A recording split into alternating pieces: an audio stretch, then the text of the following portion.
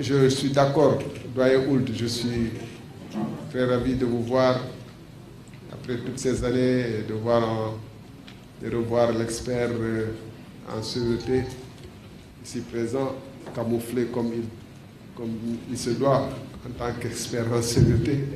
Et vous avez posé une bonne question qui rejoint celle de Kassé et la préoccupation de l'ensemble de ceux qui veulent en finir avec le régime de Macky Sall, qui a déçu et l'opinion publique souhaite abréger les souffrances et souhaite que l'opposition soit unie. Parce que aussi c'est une question extrêmement importante qui sort du cadre du livre. Peut-être que chacun des autres devrait pouvoir s'y exprimer du mieux. Moi, j'essaie d'y répondre, d'en parler dans le livre. Je dis que c'est une très bonne chose de s'unir, mais pour faire quoi après? En 2000, on était tous unis contre Wade, tout sauf Wade, à n'importe quel prix. On a presque donné un blanc-seing à Wade qui, dès après, a jeté aux orties les forces politiques qui étaient capables de l'embêter pour faire une constitution. Vous vous souvenez les conditions dans lesquelles il avait validé le projet de constitution dans le jardin de la présidence en utilisant certains membres de la société civile et pour faire un régime pire que celui de Diouf. On a dit qu'on ne nous y reprendrait pas. On ne fera pas la même erreur. On a fait les assises nationales. On a été beaucoup plus loin en disant que cette fois-ci, il faut faire signer les différents membres pour dire que quand, une fois qu'il a le pouvoir ne lui appartient pas exclusivement et uniquement. Et qu'il faut qu'il puisse, dès le moment où il a pris le pouvoir, avant même de goûter au fauteuil qui transforme celui qui s'y assoit en un monarque républicain, qu'il faut qu'il signe que voilà l'ensemble des réformes qu'il faut faire. Vous vous souvenez, c'était les assises nationales, la charte de bonne gouvernance. Macky Sall, contrairement à ce qu'il a dit, nous étions ensemble, il l'a signé et plutôt 2 fois qu'il l'a signé avec les réserves. Lorsque c'est terminé, on en a discuté, lui, moi, d'autres. Et il l'a signé, là, je n'étais pas présent, entre les 2 tours, chez le doyen Makhtar Mbow. Et cette charte de bonne gouvernance, plus tous les textes qui l'accompagnent, sont aux antipodes de tout ce qu'il est en train de faire. Alors, on s'est unis 2 fois. On ne peut pas reprocher à l'opposition sénégalaise de ne pas avoir le sens de l'unité face aux situations les plus extrêmes. Ce qu'on peut reprocher souvent, c'est l'opposant, entre guillemets, en chef, d'avoir renié les engagements qu'il a faits devant le peuple et devant l'histoire et d'avoir ramené le Sénégal en arrière. Donc nous sommes face à cette équation à nouveau. Oui, il faut bouter Macky dehors. Mais après, comment faire en sorte que ici et maintenant, avant même qu'on aille devant le peuple tout entier, qu'on sache qu'on a un échéancier clair sur jour J, prestation serment, J plus 30, il faut peut-être qu'on ait engagé, je donne des éléments comme ça, hein, mais qu'on ait engagé un programme de réforme de la Constitution qui ramène à l'exécutif à sa bonne dimension, le Parlement qui lui donne, octroie les pouvoirs qui sont celui d'un Parlement dans une démocratie moderne, à la justice son rôle, et qui va décider et trancher que cette constitution, qui ne sera pas celle de X ou Y ou Z, mais la constitution de la République du Sénégal, le projet, il est valable. Qui va valider? Parce que souvent, c'est dans la validation que quelqu'un s'assoit et dit « Ah non, non, non, moi ça, je ne suis pas d'accord, ça, je suis d'accord, comme a fait Macky Sall, c'est ma constitution. » Ou comme dit Ouattara, je connais mieux la Constitution. Je connais mieux la Constitution que les constitutionnalistes parce que c'est moi qui l'ai écrit. Qui?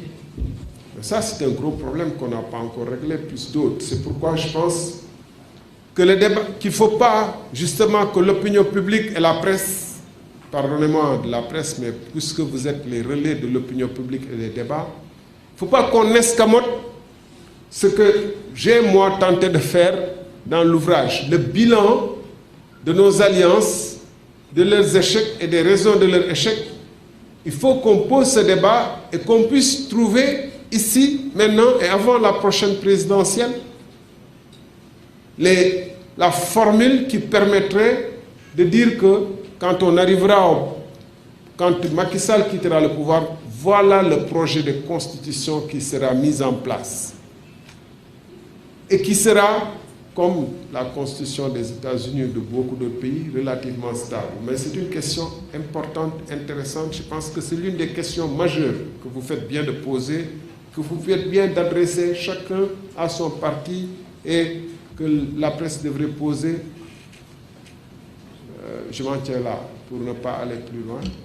Mais je pense que le débat est assez mal engagé parce que ces derniers temps, on parlait plus des rôles des uns et des autres dans l'opposition, etc., au lieu de parler de ce que doit être le véritable travail de reconstitution et de refondation, de proposition de refondation de l'opposition pour pouvoir amener le Sénégal. Mais comme on a la chance que beaucoup d'entre nous sommes là, peut-être qu'on va pouvoir après en rediscuter. Clédor, merci beaucoup pour tout le travail de, comment dirais-je, de vulgarisation.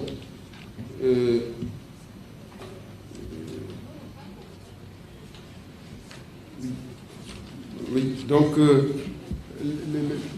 vous êtes masqué, docteur. Donc, je salue aussi la présence de notre ami, docteur Aliou Diop, qui est un homme prudent et masqué, quoi. Comme tout bon praticien de santé, il prend le maximum. Donc, je disais, vulgarisation importante du gaz de Saint-Louis offshore profond. Est-ce qu'on peut déjà, sans avoir mis en place toute la législation y afférente et sans avoir défini les conditions, etc., commencer à dire qu'une centrale qui appartient à des privés va acheter le gaz sénégalais dans des conditions qu'on ne connaît pas encore pour pouvoir construire des centrales? Ce qu'on sait, et ça c'est un débat important effectivement pour l'opinion, pour la presse, etc., très important pour les universitaires de questionner, d'adresser ces questions. Nous avons l'un des coûts d'électricité les plus élevés au Sénégal et au monde. Nous avons la chance de changer. Mais tout le monde sait que les conditions dans lesquelles on octroie les centrales, les lignes de transport, etc., rendront beaucoup plus onéreux au lieu de nous donner la chance de revenir à une électricité moins chère. Donc, il y a un risque extrêmement grave que des lobbies créent des sociétés écrans dans des paradis fiscaux, achètent une partie de notre gaz, soit investissent dans des centrales à gaz. C'est la pratique maintenant la plus courante au Sénégal. Les paradis fiscaux, def une entreprise, muy jënd sen gaz, benen jël ay part dans votre centrale solaire, centrale à gaz, et vous vend et votre électricité et le gaz à des prix hors de portée. C'est le schéma qui est en train de se mettre en place, malgré ce qu'on dit, Cospetrogaz, tout ça, la transparence. On sait très bien que Macky Sall, quand il dit une chose, il fait immédiatement ce qu'il pense le contraire. Quand il jure qu'il fera que 2 mandats, il écrit ce qu'il pense le contraire. Quand il fait un gouvernement nouveau, tout le monde croit que c'est parce qu'il veut, c'est qu'il pense justement que c'est la meilleure voie pour le 3e mandat. Donc quand il pense transparence, comprenez, c'est pas pour rien qu'il s'est aligné avec Timis, comprenez le crépuscule.